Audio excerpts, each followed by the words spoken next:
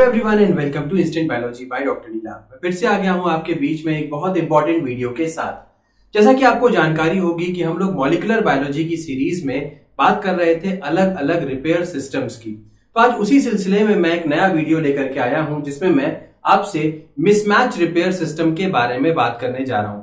याद होगा आपको कि इससे पहले हम लोग डायरेक्ट रिपेयर सिस्टम के बारे में, उसके अलावा हमने डिस्कस किया था न्यूक्लियोटाइड एक्सीजन रिपेयर सिस्टम के बारे में, बेस एक्सीजन रिपेयर सिस्टम के बारे में, और उसी सिलसिले में आज हम बात करने वाले हैं मिसमैच रिपेयर सिस्टम के बारे में।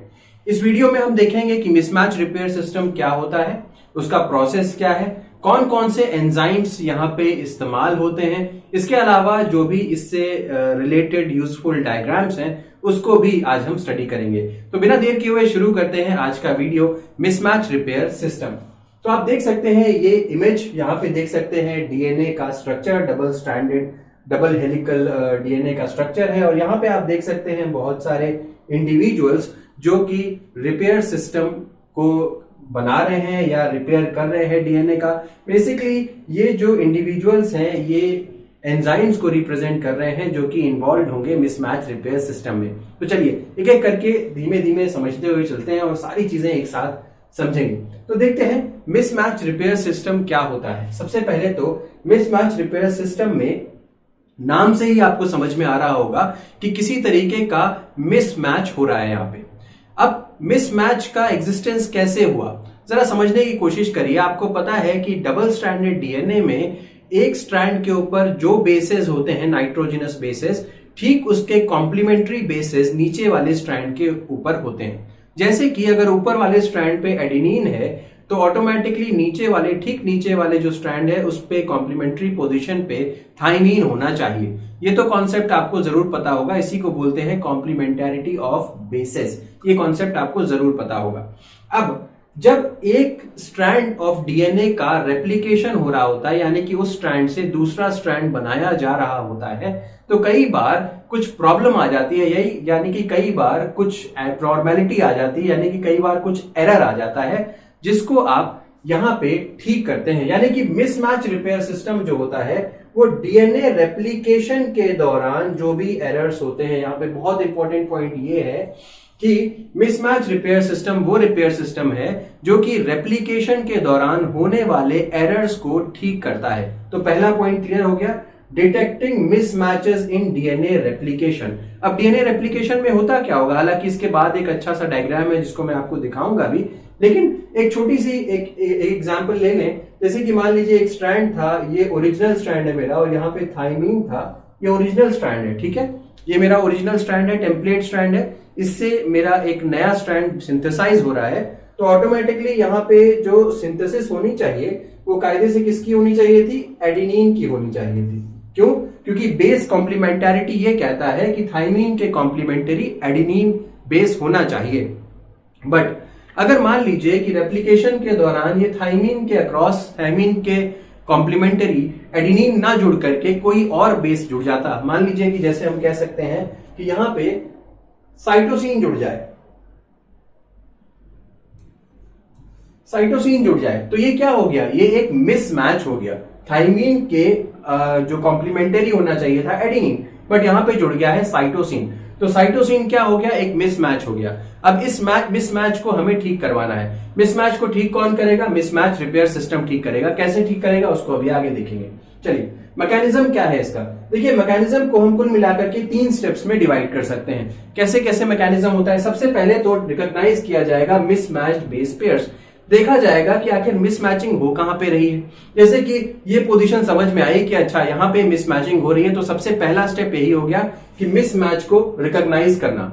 दूसरा देखिए, determine which base in the mismatch is incorrect one. तो दूसरा कॉन्सेप्ट या दूसरा स्टेप क्या हो गया, हमें डिटरमाइन करना है कि मिसमैच स्ट्रैंड कौन सा है। जैसे कि यहां पे अब जब रिपेयर सिस्टम यहां पे आएगा, यानी कि मिसमैच रिपेयर सिस्टम आएगा, तो मिसमैच रिपेयर सिस्टम को समझ लीजिए कुछ इंडिविजुअल्स हैं जो एंजाइम्स को कुछ थोड़ी देर के लिए कुछ समझ लीजिए कि वो कुछ इंडिविजुअल्स हैं जो आकर के इस मिसमैच को ऑब्जर्व कर रहे हैं। अब उनको कैसे पता चलेगा कि ये वाला स्ट्रैंड गड़बड़ है या ये वाला स्ट्रैंड गड़बड़ है, ये तो उनको नहीं पता है ना कि ओरिजिनल स्ट्रैंड कौन सा था और जो नया स्ट्रैंड बना है वो कौन सा था। उनको तो सीधे सीधे ये दिखाई देगा कि ये मिसमैच हुआ है, इसको हमें ठीक करना है। लेकिन ठीक करने के लिए उनको ये पता होना चाहिए कि गड़बड़ वाला स्ट्रैंड कौन सा है, ऊपर वाला स्ट्रैंड अभी अभी सिंथेसाइज हुआ है या नीचे वाला स्ट्रैंड अभी अभी सिंथेसाइज हुआ है। तो ये एक मेजर प्रॉब्लम है जिसको अभी हम आगे देखेंगे कि किस तरीके से आपका मिसमैच रिपेयर सिस्टम इस प्रॉब्लम का सॉल्यूशन ढूंढता है। आगे चलते हैं। Next, excise incorrect bases and carry out repair synthesis. अब क्या करना है, एक बार ये डिटरमाइन हो गया कि कौन से स्ट्रैंड में फॉल्ट है, पता चल गया अगर एक बार कि किस स्ट्रैंड में गड़बड़ी हो रही है, तो उस स्ट्रैंड को आइडेंटिफाई करिए, वहां से जो आपका मिसमैच बेस है उसको वहां से एक्साइज करिए, इसको यहां से निकालिए और रिपेयर करके यहां पे करेक्ट बेस को प्लेस कर दीजिए। ये 3 स्टेप हो गए। सबसे पहले कौन सा स्टेप, मिसमैच बेस पेयर्स को आइडेंटिफाई करिए, उसके बाद आइडेंटिफाई करिए कि एक्चुअल में मिसमैच बेस है कौन सा, उसके बाद उस मिसमैच बेस को वहां से हटाइए और करेक्ट बेस को वहां पे ऐड करके प्रॉपर जो रिपेयर सिस्टम है उसको पूरा कर दीजिए। ये 3 स्टेप्स यहां पे हैं। तो उम्मीद है कि मिसमैच रिपेयर सिस्टम के तीनों स्टेप्स आपको समझ में आ गए होंगे। अब आगे बढ़ते हैं और नेक्स्ट देखते हैं। अब देखिए, यहां पे हम ये समझ पा रहे हैं कि जो अभी अभी जैसे कि मैंने आपको बताया कि पेरेंट पॉलीन्यूक्लियोटाइड जो होगा, यानी कि जो पेरेंट स्ट्रैंड होगा, जिस स्ट्रैंड को एज अ टेम्पलेट हम कंसिडर कर रहे थे, जिससे हम नया स्ट्रैंड बना रहे थे, पेरेंट स्ट्रैंड तो बिल्कुल ठीक होगा, क्योंकि अगर उसमें प्रॉब्लम होती तो उसको तो पहले से ही ठीक किया जा चुका होता ना। तो अभी प्रॉब्लम किस में आई होगी, पक्की बात है कि डॉटर वाले के अंदर प्रॉब्लम आई होगी। तो डॉटर पॉलीन्यूक्लियोटाइड जो है वो इनकरेक्ट बेस लेकर के बैठा होगा और जो पेरेंट न्यूक्लियोटाइड होगा, पेरेंट पॉलीन्यूक्लियोटाइड जो होगा वो करेक्ट सीक्वेंस लेकर के बैठा होगा। तो हमें आइडेंटिफाई यहां पे कौन सा करना है, डॉटर जो स्ट्रैंड है, जो नया स्ट्रैंड बन रहा है, उसको रिकॉग्नाइज करने की जरूरत है। पेरेंट वाला पक्की बात है कि वो सही होगा। अब आगे बढ़ते हैं। How to determine which strand has incorrect base. तो सवाल यही उठ करके आ रहा है कि आखिर जो इनकरेक्ट वाला बेस है उसको कैसे डिटरमाइन किया जाए, कैसे पता किया जाए। तो कैसे पता किया जाता है, ई कोलाई के अंदर अगर आप देखेंगे तो जैसे कि ये मान लीजिए कि ये हमारा ओरिजिनल स्ट्रैंड था, यानी कि टेम्पलेट स्ट्रैंड था, ऊपर वाला जो ब्लैक कलर का है। अब जो इसके कॉम्प्लीमेंट्री स्ट्रैंड बनेगा वो ये बनेगा जो मैंने पर्पल कलर से जो बना रखा है नीचे का ये। तो ये वाला जो नया स्ट्रैंड बना हुआ है ये डॉटर स्ट्रैंड है, ऊपर वाला ओरिजिनल स्ट्रैंड है। अब मान लीजिए कि यहाँ पे मिसमैच हो गया, आप देख सकते हैं ए टी के बाद जी आया हुआ है और यहाँ पे नीचे ए के कॉम्प्लीमेंट्री टी, टी के कॉम्प्लीमेंट्री ए, बट जी के कॉम्प्लीमेंट्री सी आना चाहिए था, बट सी ना आकर के ए आ गया है। तो यहाँ पे हो गई है प्रॉब्लम। अब जो रिपेयर सिस्टम होगा वो यहाँ पे आएगा और चेक करेगा कि यहाँ पे सबसे पहला स्टेप क्या होगा, मिसमैच को ढूंढा जाएगा। तो पता चल गया कि मिसमैच यहाँ पे है। एक बार ये पता चल गया मिसमैच यहाँ पे है तो हमें ये आइडेंटिफाई करना पड़ेगा कि कौन सा बेस गड़बड़ है, ऊपर वाला गड़बड़ है कि नीचे वाला गड़बड़ है। यही चीज हम यहाँ पे बताने वाले हैं। देखिए होता क्या है कि जो पेरेंट स्ट्रैंड होता है ना वो मिथाइलेटेड होता है। कहने का मतलब ये है कि ये जो पेरेंट स्ट्रैंड है आपका, ये ऊपर वाला, ये पहले से बना हुआ था, इसीलिए ये मिथाइलेटेड होता है। क्या हर जगह मिथाइलेटेड होता है, क्या रैंडमली मिथाइल ग्रुप्स प्रेजेंट होते हैं? नहीं, अभी उसके बारे में बात करूंगा। जैसे कि आप यहाँ पे देख सकते हो एडेनिन के ऊपर एक मिथाइल ग्रुप लगा हुआ है। यही सबसे बड़ी पहचान है कि पेरेंट स्ट्रैंड जो होते हैं वो मिथाइलेटेड होते हैं, लेकिन जो अभी बने हुए डॉटर स्ट्रैंड्स होते हैं वो नॉन मिथाइलेटेड होते हैं। जैसे कि यहाँ पे आप देख पा रहे हो ये डॉटर स्ट्रैंड है। डॉटर स्ट्रैंड अंडर मिथाइलेटेड है या नॉन मिथाइलेटेड आप कह सकते हैं, क्योंकि यहाँ पे कहीं पर भी एडेनिन के ऊपर मिथाइल ग्रुप नहीं लगा हुआ है। तो यही पहचान का एक सबसे बड़ा रीजन है कि आपका रिपेयर सिस्टम इसको बहुत अच्छी तरीके से पहचान सकता है कि कौन सा स्ट्रैंड मिथाइलेटेड है, कौन सा नहीं मिथाइलेटेड है।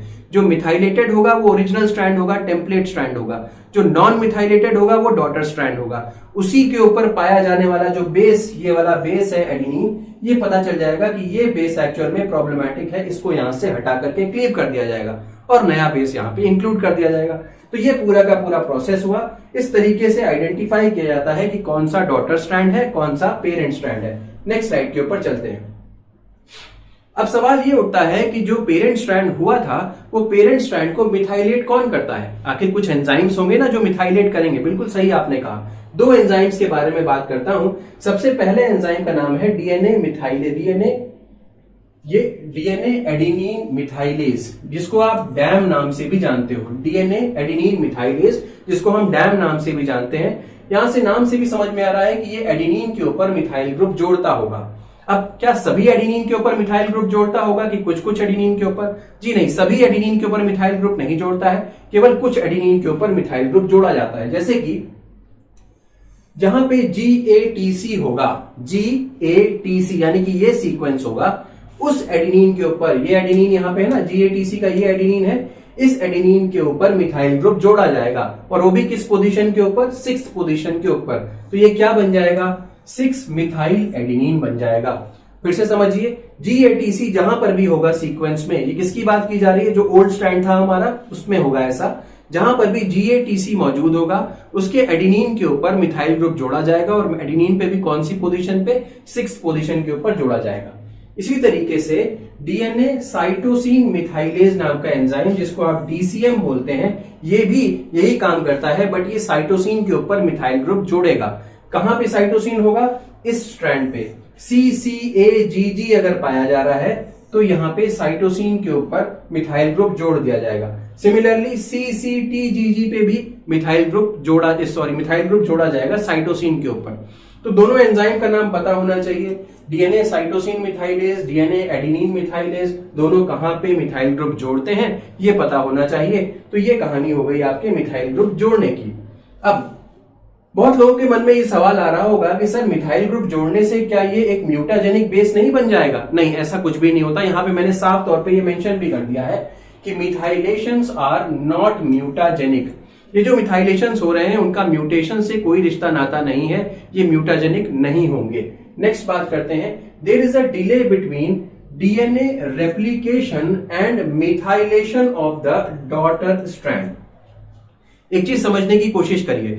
अब ये मेरा टेम्पलेट स्ट्रैंड था, इस टेम्पलेट स्ट्रैंड के ऊपर ये मेरा डॉटर स्ट्रैंड धीमे धीमे सिंथेसाइज होता चला जा रहा है।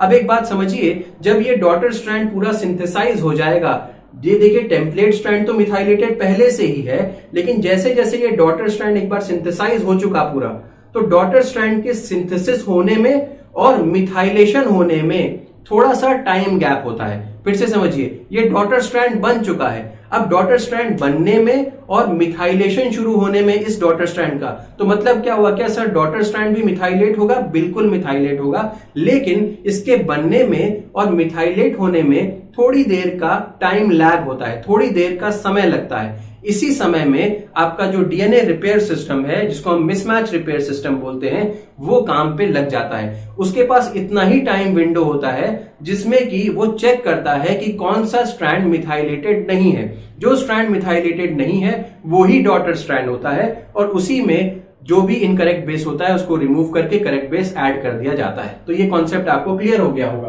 तो यही चीज लिखी गई है, there is a delay between DNA replication and methylation of daughter strand and during this time the mismatch repair system works. इसी समय के दौरान मिसमैच रिपेयर सिस्टम अपना काम करता है।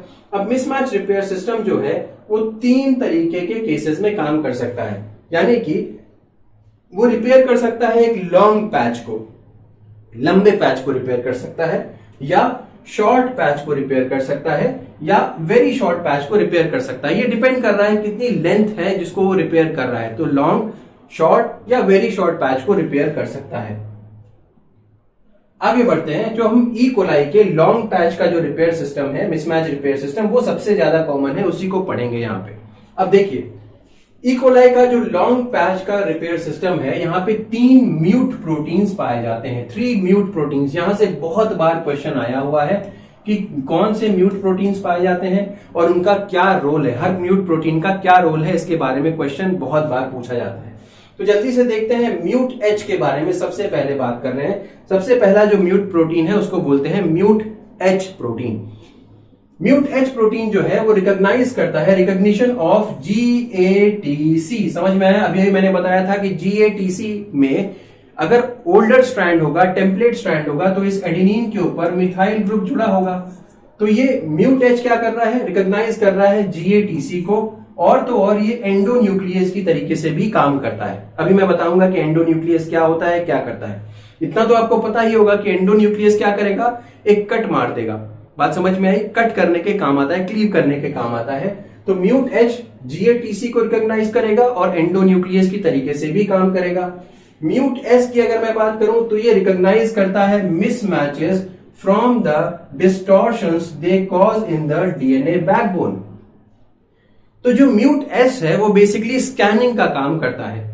वो पूरे डबल स्ट्रैंडेड DNA के ऊपर स्कैन करता हुआ जाता है कि कहां पे डिस्टॉर्शन देखने को मिल रहा है। सर ये डिस्टॉर्शन का मतलब क्या है? अब आप सोचिए कि जैसे कि ये एडेनिन है, इसके नीचे थाइमीन ना करके गुआनिन आ जाए तो क्या होगा? ये प्रॉपरली इसके साथ अलाइन होगा क्या?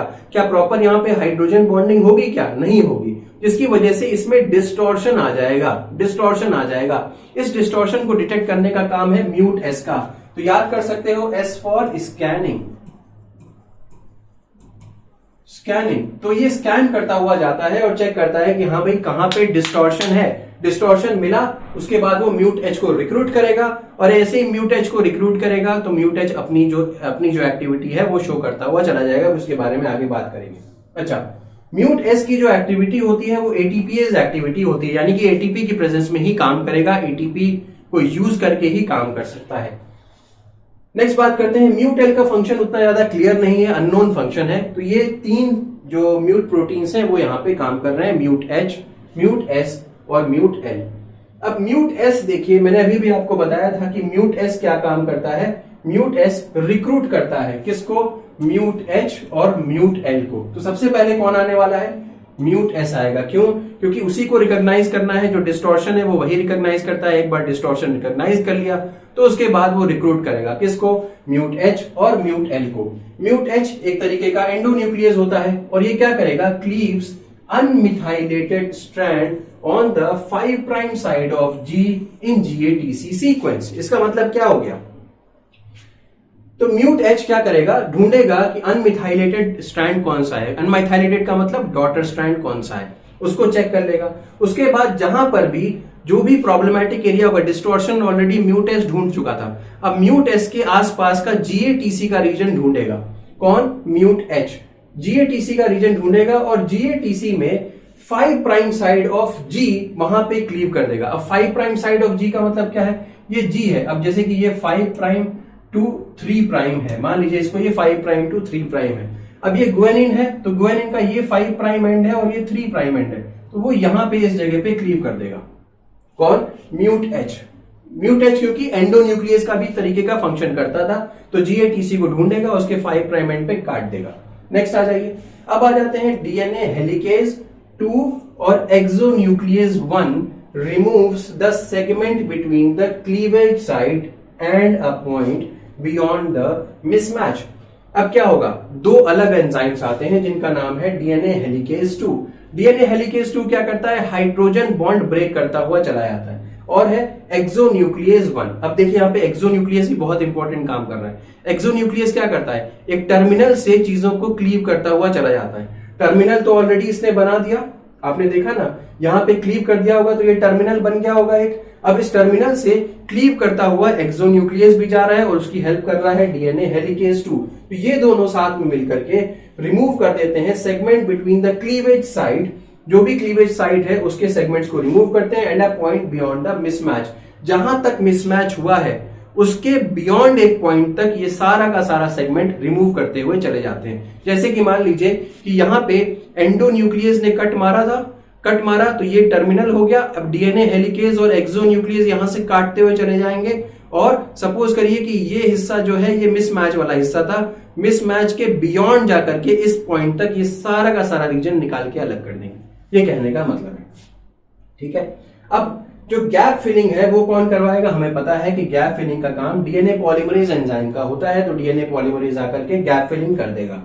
सीलिंग का काम किसका होता है? लाइगेज का, ठीक। तो ये दोनों एंजाइम आकर के बाकी अपना काम कर देंगे, तो ये काम हो जाएगा। अब यहाँ पे देखिए फाइनली एक डायग्राम दिया हुआ है जिसकी मदद से आप सारा का सारा प्रोसेस एक बार में समझ सकते हैं। देखिए सबसे पहले ये देखिए कि ये हमारा हो गया डबल स्ट्रैंडेड DNA। क्या हो गया सर? Double stranded DNA। देखिए डबल स्ट्रैंडेड DNA हो गया, ठीक। अब डबल स्ट्रैंडेड DNA में आप देख सकते हो यहाँ पे मिसमैच हो गया। थाइमीन था तो इसके अक्रॉस एडेनिन आना चाहिए था, बट एडेनिन आया नहीं है। अब एक और चीज देख सकते हो कि ये मिथाइल ग्रुप यहाँ पे लगा हुआ है, यानी कि ये वाला जो स्ट्रैंड है ऊपर वाला ये हमारा टेम्पलेट स्ट्रैंड है, टेम्पलेट स्ट्रैंड है, और नीचे वाला क्या है, डॉटेड स्ट्रैंड है। तो अब डॉटेड स्ट्रैंड को हमें क्लीव करना पड़ेगा, लेकिन सबसे पहले कौन आएगा, म्यूट एस आएगा। म्यूट एस आया, उसने डीएनए सीक्वेंस को रिकॉग्नाइज कर लिया। डीएनए सीक्वेंस को रिकॉग्नाइज करने का मतलब क्या हो गया, बेसिकली उसने डिस्टॉर्शन रिकॉग्नाइज कर लिया। डिस्टॉर्शन रिकॉग्नाइज करने के बाद उसने म्यूट एच को रिक्रूट किया, म्यूट एच यहां पे आया और यहां पे आकर के क्लीव कर दिया उसने। Mut H binds to methylated A and links with mut S through mut L. तो बेसिकली क्या होता है, म्यूट एस और म्यूट एच के बीच में एक ब्रिजिंग कॉम्प्लेक्स बनाता है म्यूट एल। इतना पता है बस म्यूट एल के बारे में। अब क्या होगा, देखिए यहां से लेकर के यहां तक सब का सब पूरा का पूरा क्लीव कर दिया गया। अब ये कौन आएगा, यहाँ पे हेलिकेज ने भी अपना काम किया होगा। नेक्स्ट आ जाइए, डीएनए पॉलीमरेज जो है वो सिंथेसाइज कर देगा इसको, और फाइनली डीएनए लाइगेज इसको ब्रिज कर देगा, यानी कि जो गैप था उसको जोड़ देगा। लाइगेज का काम ये होता है।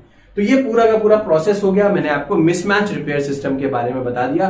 उम्मीद है कि ये वीडियो आपके लिए यूजफुल रहा होगा। अगर वीडियो पसंद आया हो तो इसे जरूर लाइक करिएगा, चैनल को जरूर सब्सक्राइब करिएगा, बेल आइकन को जरूर प्रेस करिएगा और अपने फ्रेंड्स के साथ जरूर शेयर करिएगा। Thank you so much, have a good day.